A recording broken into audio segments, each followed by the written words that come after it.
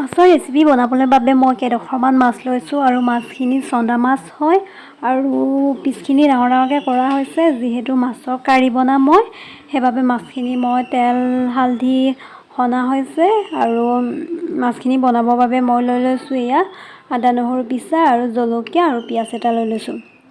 আৰু মাছৰ লগতে মই বিলাহী বনাম। বিলাহীখিনি মই পেষ্ট কৰি লৈ লৈছোঁ। বিলাহী এটা লৈছোঁ, বেছিকৈ লোৱা নাই। আৰু মই ভিডিঅ'টো ষ্টাৰ্ট কৰোঁ, আপোনালোকে চাই থাকিব। এয়া বিলাহী ৰেডি কৰা হৈছে।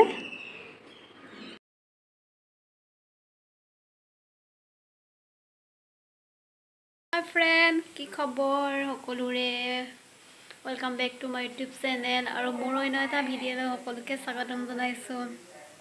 আজি মই মই কেৰাহীখনতে মাছখিনি ফ্ৰাই কৰি লোৱা হৈছে।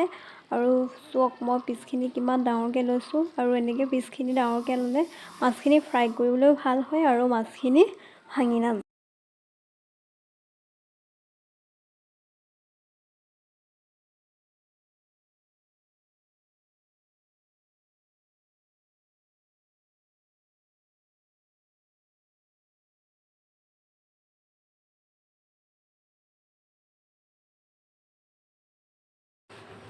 মাছৰ লগতে বনাবলৈ মই কেইটামান আলু লৈছোঁ। আলুখিনি মই কুকাৰতে চিটি মৰা হৈছে।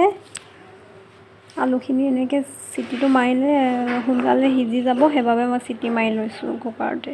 কেৰাহীখনতে এতিয়া গোটেই মছলাখিনি দিয়া হৈছে। আদা নহৰু যি মছলা মোৰ পিছা আছিলে সেইখিনি দিলোঁ। বেলেগ মছলা একো দিয়া নাই, যিহেতু অকল আদা নহৰু আৰু পিঁয়াজ সেইটোৱে ব্যৱহাৰ কৰিছোঁ আৰু বিলাহীখিনি এড কৰি দিয়া হৈছে তাতে।